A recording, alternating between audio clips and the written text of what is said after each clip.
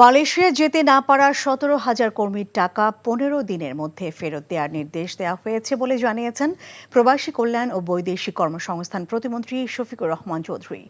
আজ প্রবাসী কল্যাণ ও বৈদেশিক কর্মসংস্থান মন্ত্রণালয়ে মালয়েশিয়া পরিস্থিতি নিয়ে আয়োজিত ব্রিফিংয়ে তিনি কথা জানান। প্রতিমন্ত্রী বলেন, তদন্ত কমিটি অনুসন্ধানে দেখা গেছে ১০০টি রিক্রুটিং এজেন্সি কম বেশি সবাই মালয়েশিয়ায় গত ৩১ মে আরও প্রায় ১৭,০০০ কর্মী মালয়েশিয়ার পাঠাতে ব্যর্থ হয়েছে।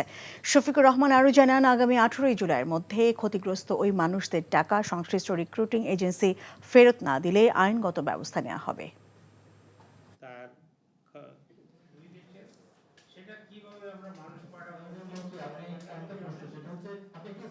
যে যত টাকা দিয়েছে তাদের টাকা রিটার্ন দিবে, তারা এগ্রি করেছে। সেটা যখন এগ্রি করেছে তারা 15 দিনের ভিতরে দিবে। আমরা বলেছি যে ডেডলাইন 15 তারিখ।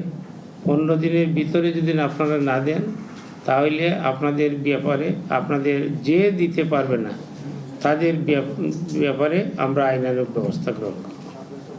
কাউকে ছাড় দেওয়া হবে না। ভাই সিদ্ধান্ত লই হেলাইছে বিয়ার কাম কা সারি হেলাই কে কোন আন্নের লাগো এবারিত মাসের 20 দিন ছাগল খাম ফ্রি। আলহামদুলিল্লাহ বিয়া হয়ে গেছে।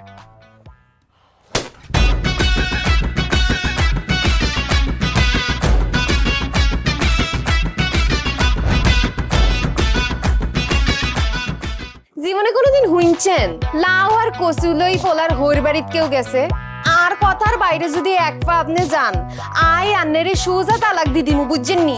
ভাইয়া কিছু টিয়া পয়সা দেন না। কামর দে আরে খাই পেলা, লবণ দিয়ে আরে খাই পেলা। আই চাই না আর জামাই ঘর জামাই থাক, আন্নে আমারে আন্নেকো বাড়িতে লই চলেন। হায় আল্লাহ রে, কাশেম কাশেম আমনেরে বহায় বহায় খাওয়াইতে পারতাম না, আন্নে কাম করি খান। এরে কাম করছি নি খেতে কোনোদিন নাই। আচ্ছা আর জীবনটা লই তুই এরকম চিনিমিনি কিনলেই কিনলি। তুই কি আর হোলারে বিয়ে দিয়ে ওর বাড়িতে আড়াইছ না জেলখানা ঢুকাইছস? অন আরে তো ওই বাড়িতে একবার যাইতে হতো না, কিনলে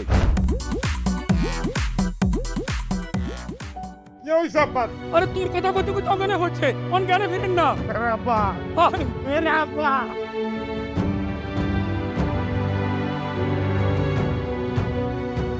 ওরে আর ডঙ্গের কথা রে, আমরা বলি স্বামী স্ত্রী, শুনেন আন্নে আর কাগজের স্বামী, মনে প্রাণে ন।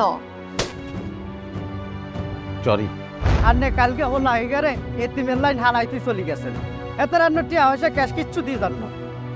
আর আব্বুল্লাহকে একবেলা কথা কইছেন না হাইলে কলজে হাঁড়ি মরি যাইও ভাই। ব্যাকের লই মিলিমিশি কেমনে থাকুন যায়, কেমনে শান্তিতে থাকুন যায়, বাইসের কোনোদিন এমনি। তুই ঠিকই কইছিস বাজে, ঠিকই কইছিস। তুই আয়সার লোভে পড়ি আয় আর কোনো দিকে চাইবার সুযোগ হয়নি, কোনোদিন ভাবিও না। অথচ মানুষ এই দুনিয়াত বাঁচতে গেলে আরো যে মানুষ লাগে সেটা তো আমি জানতাম না। এখন জন্ম সনদ দিয়ে খোলো বিকাশ স্টুডেন্ট অ্যাকাউন্ট। নিজের বিকাশ নিজে কর।